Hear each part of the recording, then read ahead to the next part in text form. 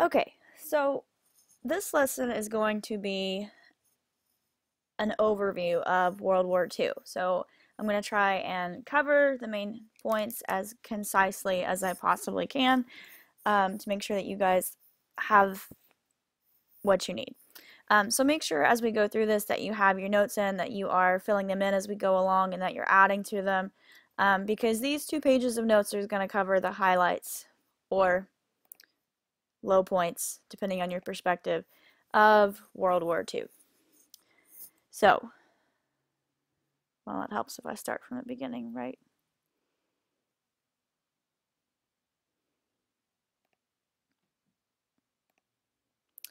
Okay, so World War II, this is one of the more famous pictures from the war. It is taken from the invasion of Normandy, which is more famously known in the United States as D-Day, which is when the Allied forces invaded France. First, we're just going to look at the numbers, the economic, civilian, and economic, civilian, and military losses from World War II. As you can see, the cost of the war is insanely expensive, totaling $5 trillion in today's money. Most of the world's productive capacity goes towards producing materials for the war, which we'll get into that in a moment when we talk about the home front. I want you to look at the third bullet here and look at the casualties. World War I was shocking in terms of the number of its casualties at roughly 20 million. 30 years later, we have tripled that number, and if you look at the ratio of soldiers to civilian deaths, you can see it's about a 2-to-1 ratio. For every soldier that is killed, you're losing 2 civilians. And this is because World War II is much, much more of a total war than World War I was. Most of these losses are going to be on the Allied side. They're going to be in Eastern Europe and the Soviet Union, and as well as in China. One of the major impacts of World War II is that it changes the balance of power in the world. Beginning in the 1500s and through the early 1900s, we're in the realm of Europe. Europe is the most strongest region in the world, exemplified at the height of the imperialist era. But when World War II ends, we're going to have a shift. Europe will begin to decline, and it will be replaced by the United States and the Soviet Union as the global powers. We're going to see the dissolution of empires. All these empires that we worked so hard to build in the 1800s are going to crumble at the end of World War II and result in a period of decolonization, which will create a lot of chaos, honestly, for several regions of the world, and we still feel the impact of decolonization today. Especially in your more developed regions, your gender and your hierarchy relationships are changed. World War II very much changes gender relations in the United States as women replace men in factories and gain power and really value outside of the home. They are reluctant to return to the old ways when the men return at the end of the war. So huge social and economic impacts, social, economic, and political impacts of this war. It basically reshapes everything that they'd worked so hard to balance out. Okay, so we said that World War I was a total war because your countries are devoting everything to the war effort. We saw large numbers of civilian casualties for the first time, but World War II pretty much is that total war on steroids. It's much more extensive, and not only in your fascist and totalitarian governments, but also in your democracies. You will see government control exercised over citizens' private rights, over the economy, and over colonies. Rationing is put into place in basically every single country. You would ration the amount of fat, the amount of metal, sugar, Rubber, leather, tin, anything that could be rationed was rationed at this time, to make sure that every possible resource was going to war production. They encouraged people to buy war bonds. Children would go on scrap metal drives. You'd see children going down through neighborhoods with wagons collecting scrap to turn into the war effort. Women went to work in the factories producing famous Rosie the Riveter, who, as it turns out, when the war was over, our famous Rosie the Riveter, who became an icon for women's rights, went back to her job as a secretary when the war was over. Gave up that position, which kudos to her, do what you want to do. One major thing is that the government would decide what was produced. For example, no cars were made in the United States during World War II. General Motors, for example, produced tanks. So you would have Cadillac tanks that were produced rather than a Cadillac DeVille. So huge amounts of control over basically as any aspect that the government could. And this is every single country involved in the war is having to resort to this. World War II, on the home front, you saw extensive propaganda used by every single government. This is an example of American propaganda. Says we're fighting to prevent this with a Nazi boot, stamping out American churches, indicating that if America were not to stand up to the Nazis, then the Germans would come in and destroy the very fabric of American life. So a lot of fear-mongering here on every single side involved. And again, rationing was a huge part of it. Carpooling became very important because gas needed to be conserved, gasoline needed to be conserved and sent over to the war effort. So if you can see, this one says, if when you ride alone, you ride with Hitler. If you're not carpooling, then you're undermining the nation's war efforts. Okay, so if we break down the two sides of the war, we have the Axis powers versus the Allied powers. The Axis powers are going to be Germany, Italy, and Japan. Italy is not very good at war, indicated by their failed invasion of Ethiopia, their shifting alliances in World War I, and their early exit from World War II. Germany's going to give up in in 1943. Italy, surrenders in 1943. Germany surrenders in the spring of 1945, and Japan is the last Axis powers to surrender in August of 1945. On the flip side, your Allied powers is Great Britain and all of Great Britain's main colonies, Canada, Australia, and New Zealand, will be sent to help with the Allied effort, as well as India. France kind of is the Allied power, but they really surrender so early to Germany that they're kind of a non-factor. So they claim to be Allied powers, but their involvement in World War II is a mixed legacy, which we'll get to. So it's really kind of Britain and her colonies taking on mostly Germany and Italy by herself until the Soviet Union joins in 1941 and the United States joins at the end of 1941. Great Britain is on the verge of defeat before these two join the war. Okay, so there's a lot of information on this slide. Basically, World War II starts because we have not solved any of the problems from World War I. We have not solved imperialism and the competition and mistrust that it creates. Nations are still very militaristic. So again, competition and mistrust. You have these alliance systems that make things very complicated. And a fear of war that bred out of World War I is going to lead to weak responses from democracies in the League of Nations to this Axis aggression.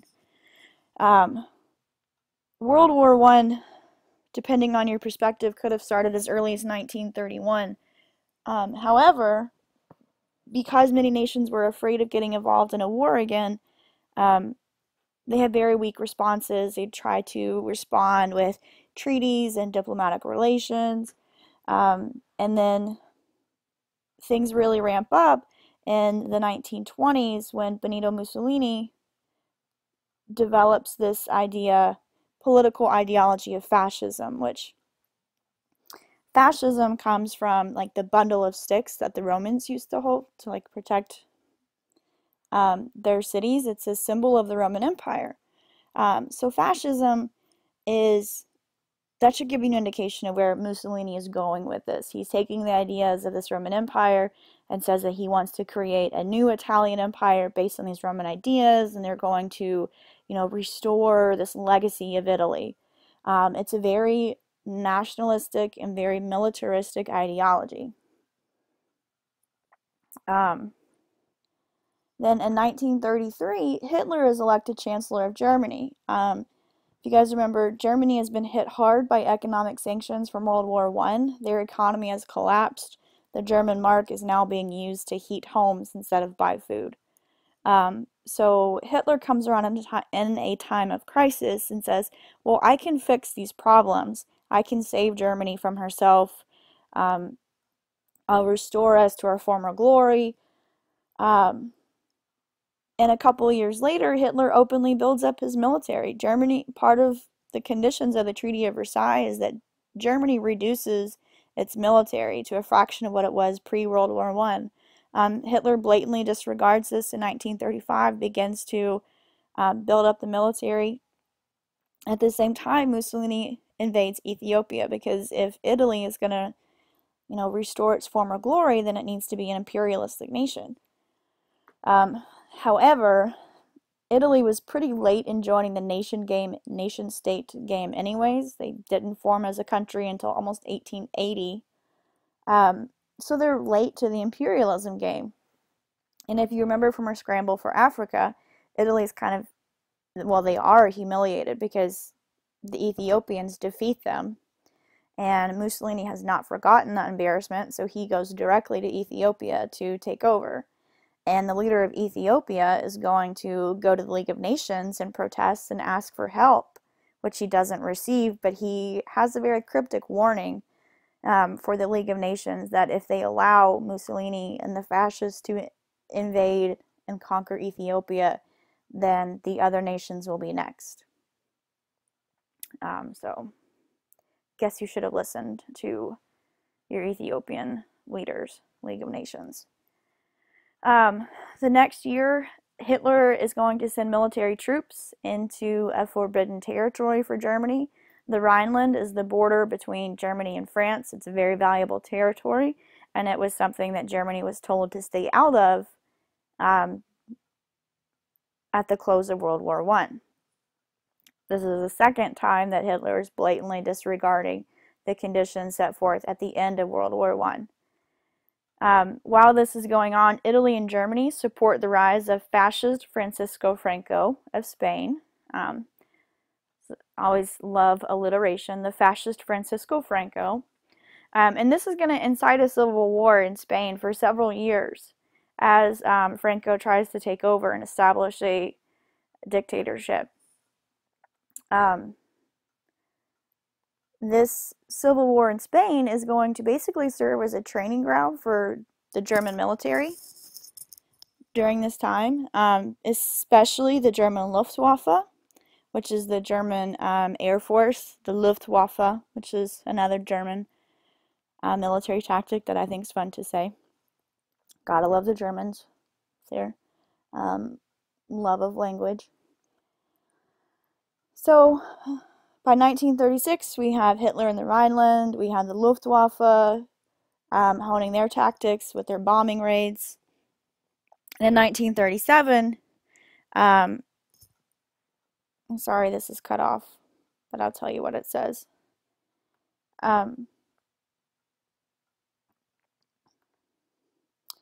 So, the Japanese military has been taken over, or Japanese government has been taken over by the military, and as a result, we have formed an alliance between Japan, Italy, and Germany.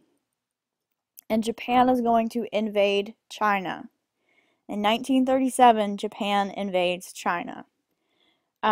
What I want to talk about here is that it's very contentious on when the actual start date of World War I or World War II is.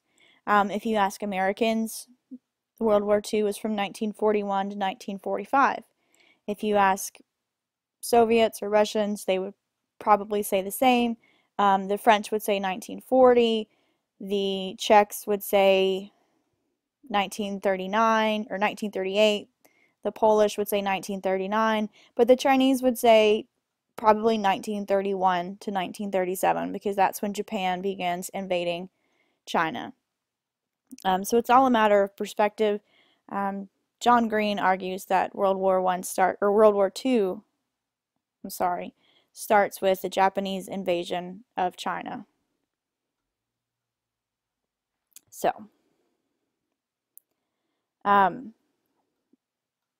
Japan's first step is to invade Manchuria in the northern section of China in 1931. And you can see with this political cartoon here, you have all of these treaties set forth by the League of Nations or other separate treaties made with democratic nations, and Japan has disregarded them using the power of the gun. So it's kind of showing a blatant disregard. These treaties have been shattered by the Japanese military. The Japanese invasion of China, this is where you're going to see a large, like, basically almost unfathomable number of civilian casualties. Specifically in Nanking, it's a very barbaric example of humanity, one of the most barbaric episodes of humanity, as the Japanese military targets civilians in Nanking. Very dark mark in history for the Japanese. Here are your Axis powers leaders. You have Benito Mussolini here, you have Adolf Hitler, and you have Emperor Togo with Japan. Okay, so in 1938, Japan is going to annex, Germany is going to annex Austria in the Anschluss region. If you remember the formation of Germany, they kind of pulled it out of different regions and some of Austria. And Hitler's logic for this is, he says, oh, well, they're German-speaking people in the Anschluss. So because they speak German and they share our culture, they should be part of Germany. So what happens is the British Prime Minister Neville Chamberlain, calls for a conference at Munich, and all the major powers get together. Hitler and Chamberlain and several others get together. And Hitler makes his case that, it's because he wants to protect the German-speaking people here. And at the Munich Agreement, Hitler then asks for part of Czechoslovakia, known as the Sudetenland, again, because he says, well, these are German-speaking minorities, we should protect our people. And Chamberlain and the other leaders say, okay, well, if we give you this, will you stop? And Hitler says, oh, yes. If I'm just looking out for my German brethren. Once I have them, then I'll stop.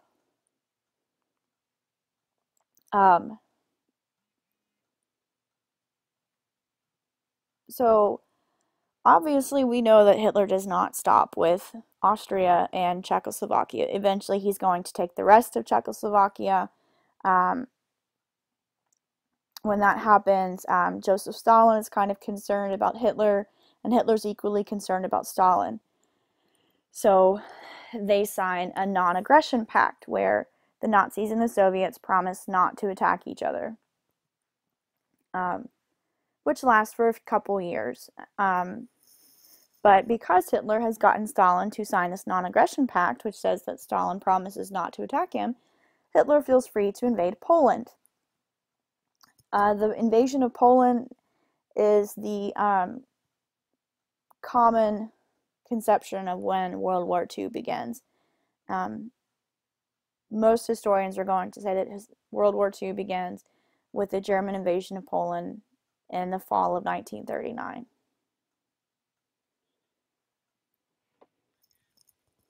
I'm going to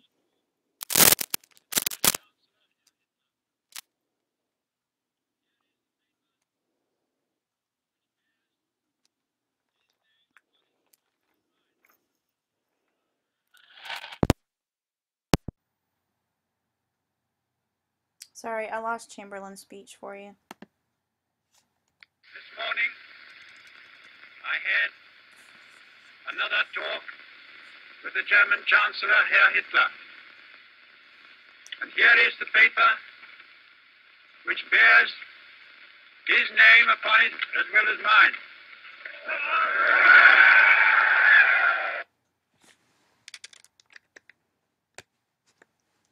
Okay, so that is a speech from Prime Minister Neville Chamberlain, who kind of feel bad for in history because he follows this policy of appeasement, and says, if I just give them this, then it'll go away. If we just give them this one last thing, then they'll go away. And he truly does this believing that he's prevented war. But in reality, all he's done is postpone it. Poland is attacked in September of 1939 with a new form of warfare that's made possible through the late industrial age, which is the Blitzkrieg. The Blitzkrieg is the German technique of lightning war, where they will bombard you with tanks and artillery and planes, one wave right after another. They're very fast, very sudden, very intense attacks. And they're very effective against Poland because Poland is not really industrialized.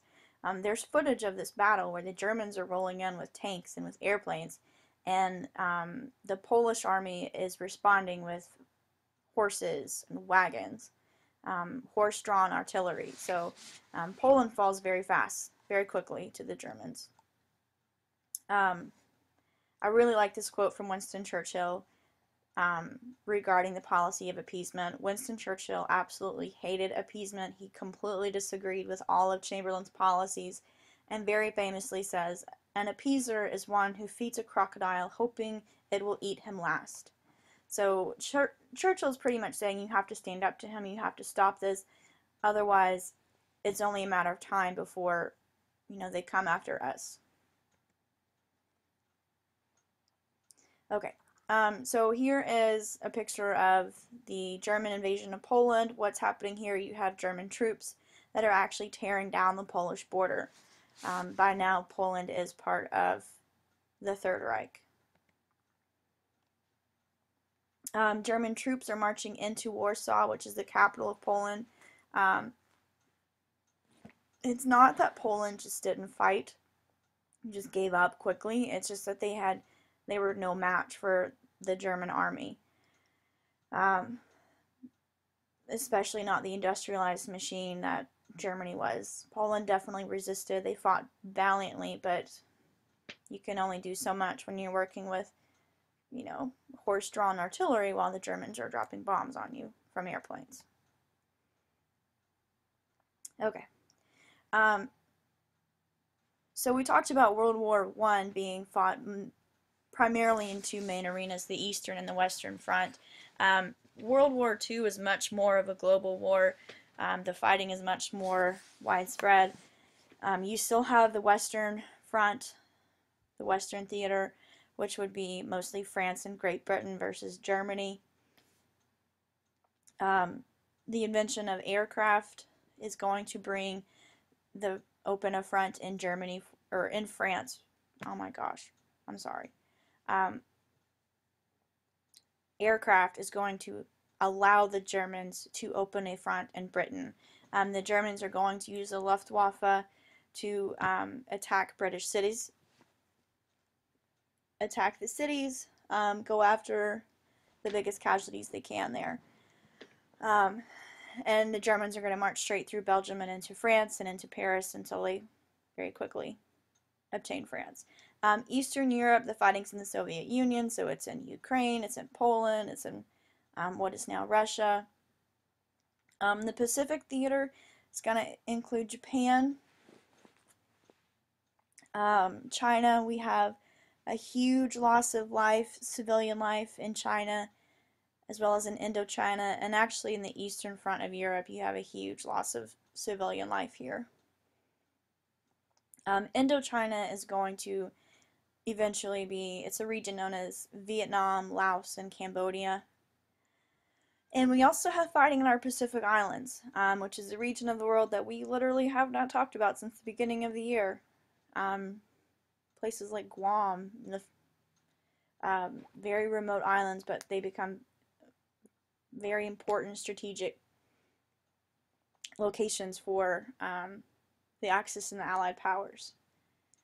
And we're also going to have fighting in Africa and the Mediterranean. There's an intense fighting in northern Africa for several years, as well as in Italy up until 1943. Okay, so in April of 1940, by this time, Hitler has conquered Poland. He's basically reached the Soviet border, so he focuses his attention to the West. It's almost the reverse of the Schlieffen Plan. Hitler begins to attack Western Europe. He marches through Belgium and he marches into France. And within 2 months, France has fallen to Germany. It's a very quick-lived resistance. The Germans literally back them up to the edge. They have the Allied forces on the beaches, forced to surrender.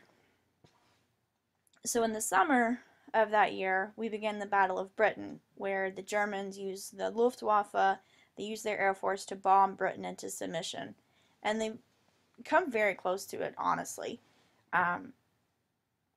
They target cities and civilians, they target large areas like London, Manchester, hoping to get the most casualties possible to kind of destroy British morale and ensure a British surrender. And Britain is almost at that point before the United States and the Soviet Union join the war. In 1941, Hitler makes the fatal mistake of invading the USSR.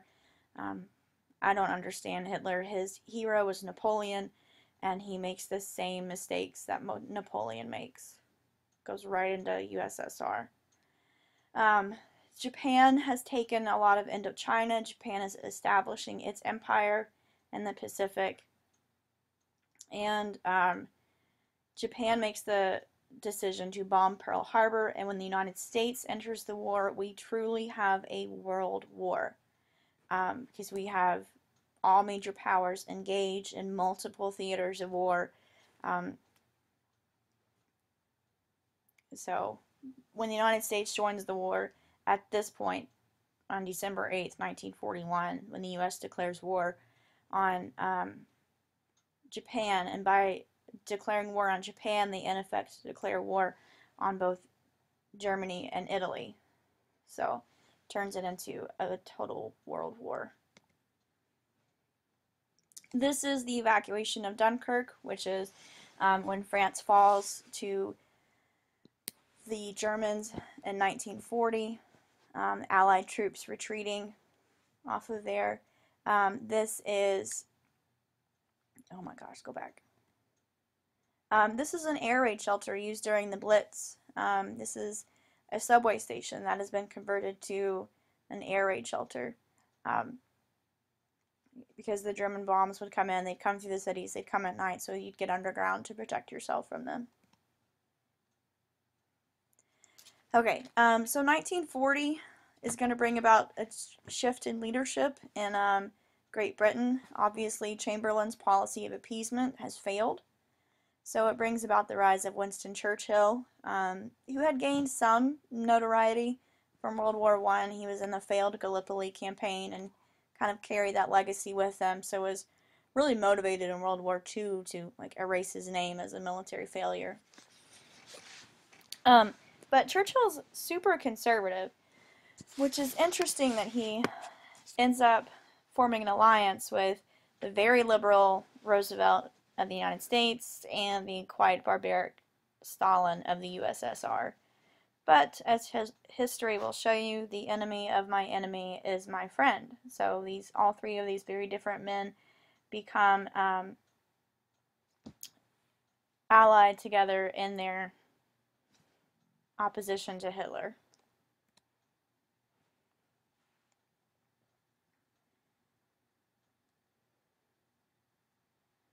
Okay, so France surrenders in 1940. This poor guy is sobbing because his beloved France has fallen, surrendered to the Germans. France definitely surrenders, and pretty much just like give everything they have to the Germans. Like, hey, make yourself at home here. Look at our Eiffel Tower, Adolf Hitler. Why don't you take a picture in front of it? Make a postcard.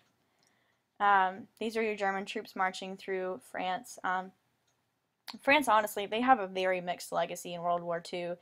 They like to say, they would prefer to say that they fought with the Allied powers, that they resisted the Germans, but in reality, they surrendered very quickly. They weren't much of a help to the British when it came to resisting the Germans. And in the south of France, they actually set up a Vichy government, which the Nazis install a puppet government in southern France,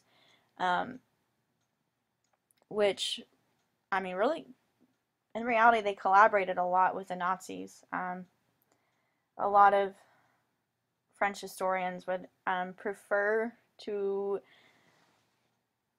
leave out the fact that, you know, they did have roundups of Jews in France. They did call them together in Paris, and in Paris in 1942, I think, 41, they had a huge roundup of Jewish population where they were then deported to the concentration camps. So France is not quite the Allied power that it would like to be. You did have resistance, though. You had the Free French, led by Charles de Gaulle, who leads the French resistance against the Nazis, and he eventually becomes the leader of Free France after the end of World War II, and now their giant airport in Paris is named after him, so that's what you get for resisting the Nazis. You get an airport named after you. Okay, so we're going to spin the world on its axis, and we're going to flip over to the Pacific Theater. This red outline shows you the height of the Japanese Empire by 1942, basically. You can see that Japan has invaded the coastal region of China, which is where most of the population is, so that's beneficial for them. They have Korea, they have Indochina down here. They've attempted invasions of British Burma. They have Malaysia, they have what will become Indonesia, and they're threatening Australia and New Zealand. So Australia is getting super nervous about this expanding Japanese empire, as they should be. And Japan's actually threatening Alaska up here. There's not a lot of space between the Aleutian Islands of Alaska and the extent of the Japanese empire. They do this pretty much because Japan industrializes so much later than everybody else. They are able to see what works and what doesn't work for the other nations, and they pretty much just take all of their strategies. Like, hey, thanks for figuring all this out before us, appreciate it. We're going to establish an empire that's like 1,000,000 miles. Not 1,000,000 literally, but at least 1,000. Okay.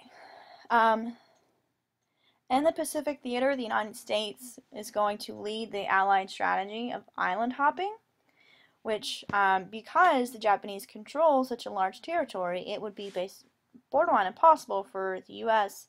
to march strategically from one island to the next, from Hawaii all the way to Japan.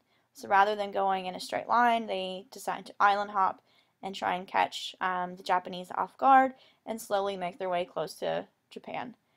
They go from Pearl Harbor to Midway,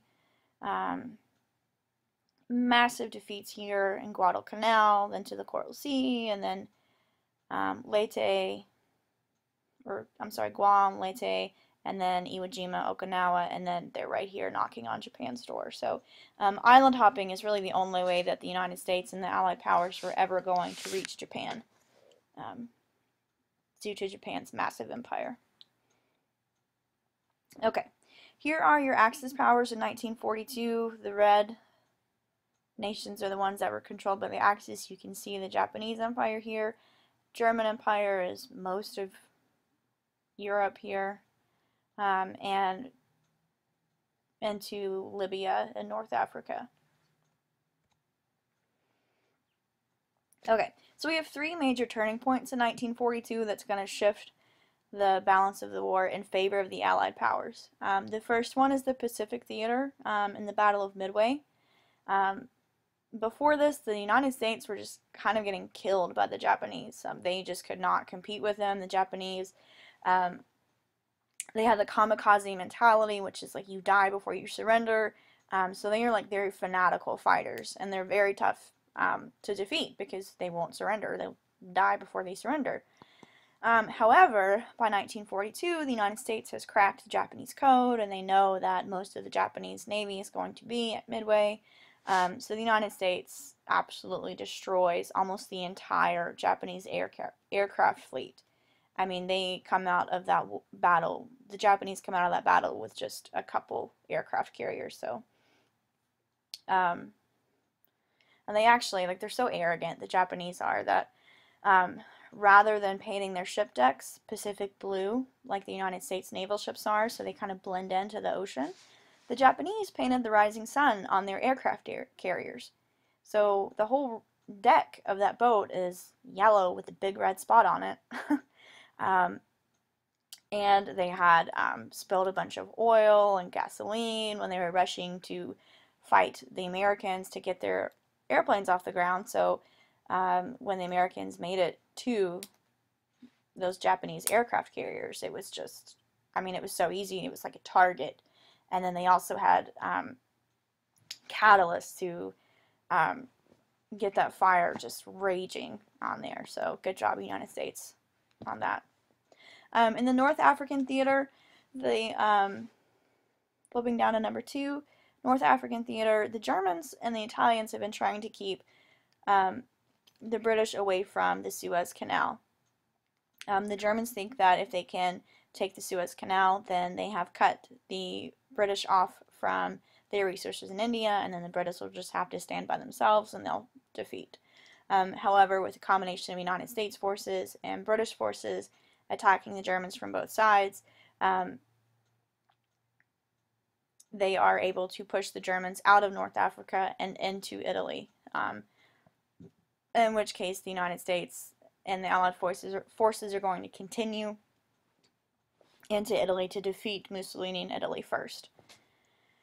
And then we have the Eastern Front. When Joseph Stalin enters the war, the other Allied powers kind of use him and the Soviet forces to keep Hitler occupied in Russia or in the Soviet Union. The Soviets prevent the Germans from capturing South Russia and Stalingrad. Stalingrad is the industrial center of the Soviet Union, and Joseph Stalin refuses to let this city fall to the Germans. He says, do whatever you have to. I don't care how many people have to die, but this city will not surrender. Part of it might have been arrogance because it was the city named after him. But it was a huge strategic importance to the Russians. And it ends up being, I think, like 2 million Russians die in this battle, 2 million Soviets. And the typical unit thrown, to give an example of how much Stalin was just stall them at any cost, no pun intended, was that the typical unit thrown into Germany's path was the 18th Leningrad, quote-unquote volunteers, which was 7,000 raw recruits, only 6% of whom had rifles. So, yeah. Soviets were using their biggest weapon against the Germans, which was their population. Here you have the Battle of Midway, named because it is midway between these locations. The United States needed to protect Midway, which was a naval base for them at all costs. So it was huge that they were able to defeat the Japanese here and then gain access to these other islands to hop their way into Japan. And here is Operation Barbarossa, which was Hitler's biggest mistake. If you've seen The Princess Bride, then you know that one of the biggest mistakes in history is never get involved in a land war in Asia. And that's exactly what Hitler did. He launches several forces, one north, one due east, and one southeast, and to take Stalingrad, and instead he loses like 7 million troops. That might be an exaggeration.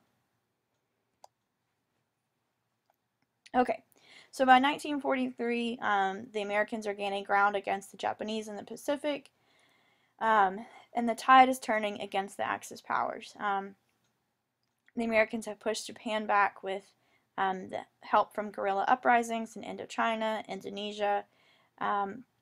Britain and America have taken out Italy. They're done, and the Soviets have pushed Germany out of Russia. So things are basically turning against the Axis powers, and now that Britain and America are done with Italy, then they can focus on helping the Soviets with Germany, which is Stalin is like, hey, I've only been asking you for this for 3 years. It takes 3 years of Stalin saying, I need some help with Hitler, I need some help with the Germans, you have to open a Western front, until Britain and the United States sensed Hitler's weakness and then launched the invasion of Disembarkation Day, or D-Day, which is one of the most famous invasions in American military history. It's hugely glorified. And the Allies attack Germany by going through France. They land on the beaches of France and march through and push into Germany. So Germany is now fighting a two-front war. They're facing invasions from the Russians in the east and the British and the Americans in the west. And there are, if you're interested in war movies, there are several like really, really good war movies based on D-Day. Saving Private Ryan, Band of Brothers. These are about this particular invasion. So by June 5th, the Allies have liberated Rome. Italy is free.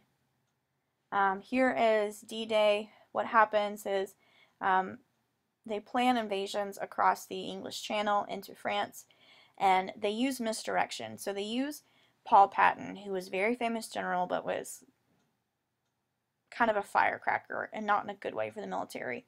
But the Germans know that he's one of the top generals, or had been.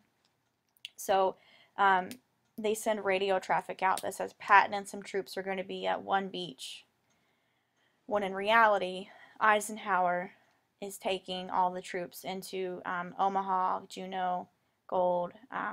So the Germans are waiting way over here, or actually they're waiting right here for the Allied powers, because they think, oh, they're going to take the most narrow spot. Germans are set up right here waiting. The Americans go behind the Germans. They send planes in to disrupt the Germans, like bombing raids all night, keep them awake. They take out roads, take out bridges. So when the Germans realize that the Allied forces have landed here, they don't really have a way to get to them effectively. So the Battle of the Bulge is Hitler's last offensive. So similar to World War I, when Germany realizes things are turning against us, all right, guys, so let's just put one last big push into this. What the Germans do is they realize that there's one area of the Allied supply chain that's very loosely defended. It's a wooded area, so they realize it's not heavily guarded, and it would be the prime opportunity to knock out the Allied forces. So they put everything they have into this. They put all their resources. You know, it's their last stand. And it lasts about 6 weeks, but ultimately it fails because the German tanks run out of gas. So, huge final offensive that fails because the Germans ran out of gas. Here you have Mussolini and his mistress. They were found out. They tried to escape Italy once they surrendered, and they were found at a road check and hung in public for everyone to see.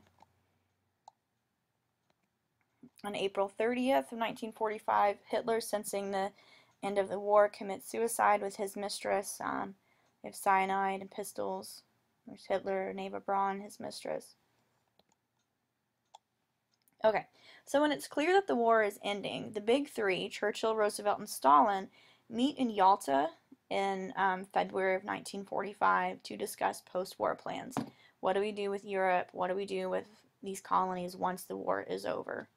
And unfortunately, Roosevelt never lives to see the plans come to fruition because he dies in April of 1945, just about 2 weeks before Germany surrenders. And Japan is the last to surrender.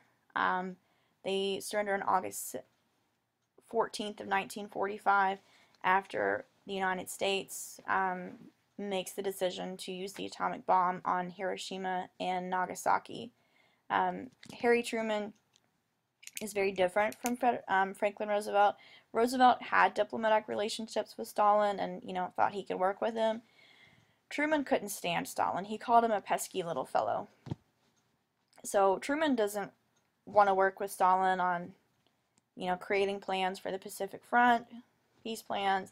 The Japanese have showed no signs of surrender, and Truman is told that an invasion of Japan would cost 100,000 American lives. So he says, take the path of least resistance. Let's end this thing before anything else happens. So they make the very controversial decision to drop the bomb,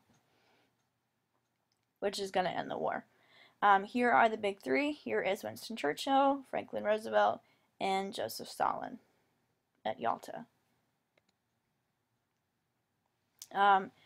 One of the more famous parts of the war would be the Holocaust, the Nazi concentration camps. As the Allied forces marched through Poland, they discovered the horrors, the reality of the rumors, basically, and liberated the concentration camps, which is where they would send primarily Jews, also Jehovah's Witnesses, handicapped, homosexuals, gypsies, basically anybody that couldn't serve a purpose. And this is the Holocaust and the rape of Nanking and Joseph Stalin's purges are some of the darkest points in human history. Shows us what damage can be done with the industrial technology. At Buchenwald, you see, this is one of the more famous pictures of the Holocaust. They would use slave labor, so they would work until they were dead, because it was cheaper than gassing them. Zyklon B and chlorine gas weren't used until the very end, when the Germans realized that they were about to be found out, and they had to do something, which is what Hitler called the final solution. Absolutely deplorable conditions. There are survivor stories of if the camp ran out of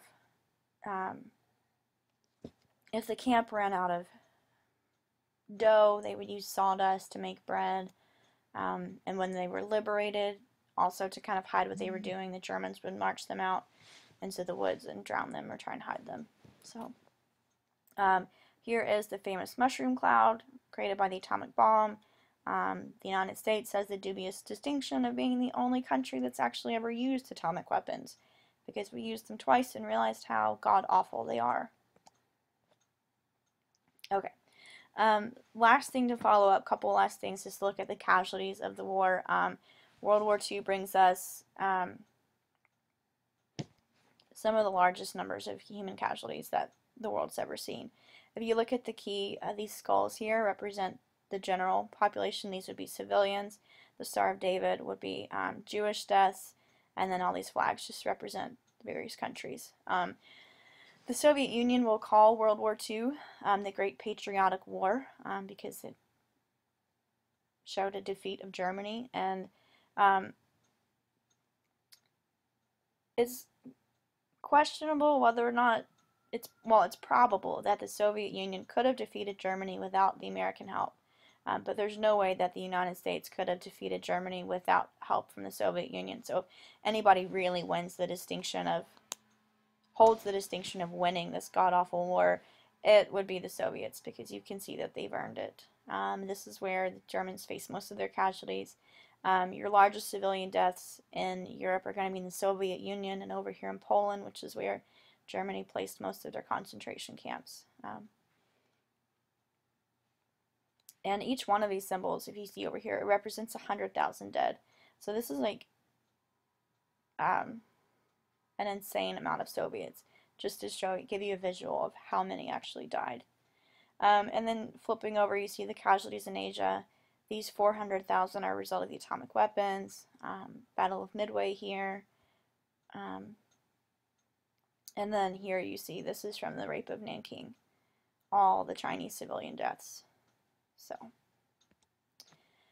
when World War II ends, we see the rise of two superpowers of the later 20th century. We have a bipolar power structure.